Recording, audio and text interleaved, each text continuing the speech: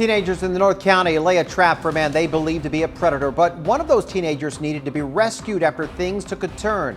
Why their sting could complicate a criminal case.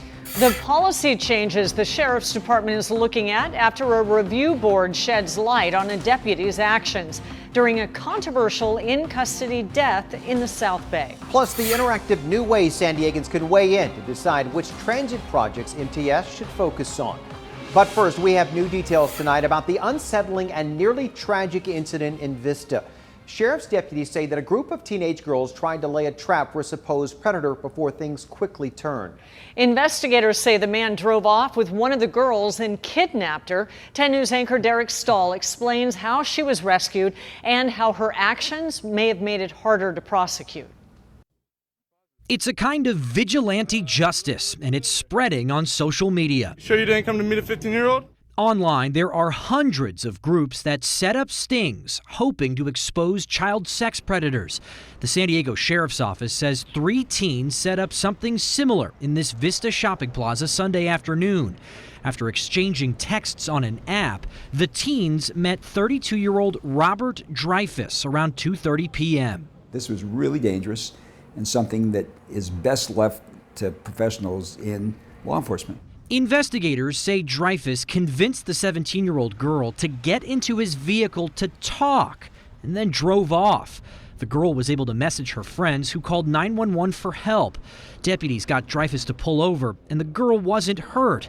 But Attorney Jan Ronis says the teen's actions could complicate the criminal case. Normally, it's like I said, it's law enforcement runs these operations. Everything is recorded. The solicitations are recorded, the conversations, the meeting places are surveilled. This is a bunch of kids. Earlier this year, prosecutors in Arizona declined to charge the men seen in these sting videos because of those same questions about evidence. Dreyfus was booked on suspicion of kidnapping and sending harmful material to a minor.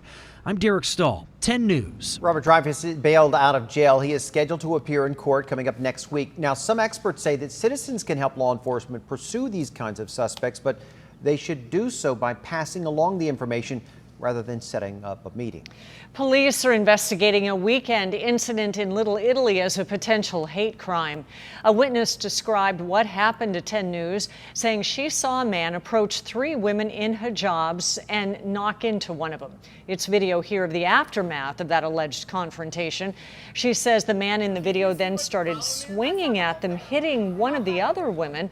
Police identified him as Kyle Allen.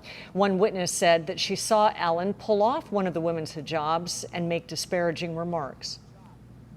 As I got closer and heard him calling them names and telling them to go back from where they came from. Witnesses say Allen then left and went back to his apartment at a nearby high-rise. San Diego police say once they got to his door, Allen greeted them with a gun and had a silencer with him. He was arrested on suspicion of battery and making criminal threats. Allen has not responded to our calls for comments. The family of a man who died in National City Police custody says a Citizens Review Board report backs up their claim that their loved one died from excessive force. Earl McNeil went to the department looking for help back in May of last year, but he ended up in a coma before dying.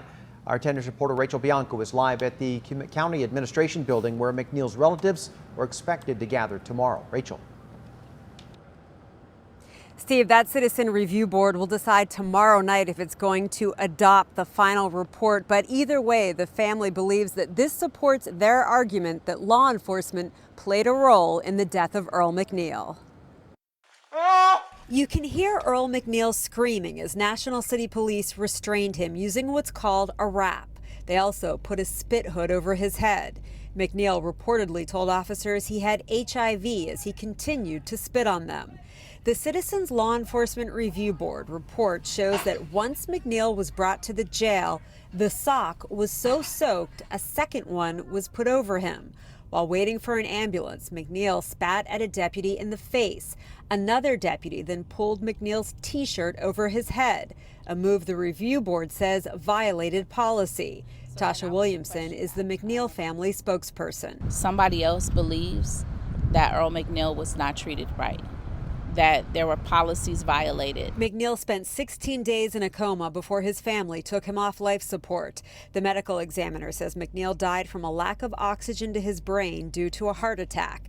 The autopsy says drugs, agitation, and compromised breathing may have caused the heart attack. The family has always maintained officers used excessive force and should have gotten him help sooner. It wasn't just, as people were saying, it wasn't a drug overdose. It was a multitude of things that happened to cause him to lose oxygen to the brain. A sheriff's spokesman says the department doesn't see enough evidence to support the finding that the T-shirt was used in a way that affected McNeil's breathing, but the department will consider policy changes recommended by the board.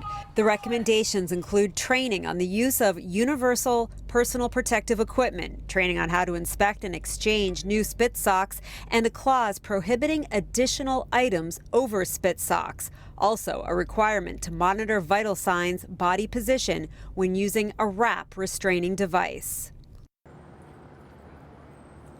The review board also found that, quote, no specific act taken by any individual caused the death of Mr. McNeil. The board will go over the report and take public comment at its meeting tomorrow night. Reporting live at the County Administration Building, Rachel Bianco, 10 News. Rachel, thank you. The family of a woman run down on her bicycle in Ramona last week says she is not doing well. Michelle Scott has been at Palomar Medical Center with a traumatic brain injury since the crash last Wednesday. Today, her family told us that very little brain function has returned to her, saying there's basically been no progress. Police say the driver who hit her was in a 2019 Ford Edge, took off with her bike in the grill of the car. Police said the car had stolen plates and the driver has not been found. The MTS wants to hear from voters about the projects it should focus on if a proposed ballot measure goes through next November. Now, the UT reports the agency just launched a new interactive survey called Vision Builder for people to weigh in with. People who take that survey get to spend $1,000 in virtual coins on improvement projects. This comes as MTS pursues a sales tax increase next year to double its yearly budget. Those who take the survey have the chance to win a year of free passes on public transit. And police believe a man was both high and drunk when they say he crashed his car into a home and then came out swinging in Valencia Park. Well, the crash happened late last night on Coban Street. One neighbor came outside after the crash and watched a man get out of the car and start arguing with people. Well, the argument escalated, and the neighbor says the man started throwing punches. That's when he decided enough was enough. I decided to throw him on the floor, pinned him down, and waited for the cops to show up. Police identified the man as 47-year-old Alonzo Duckworth. He was arrested for DUI, battery, and resisting arrest. Police also arrested a man after a bizarre situation unfolded downtown just this morning. Officers say that this man used rocks to smash car windows overnight. One person was in their car at the time. They say that he even damaged the bulletproof glass at the police station, which will need to be replaced.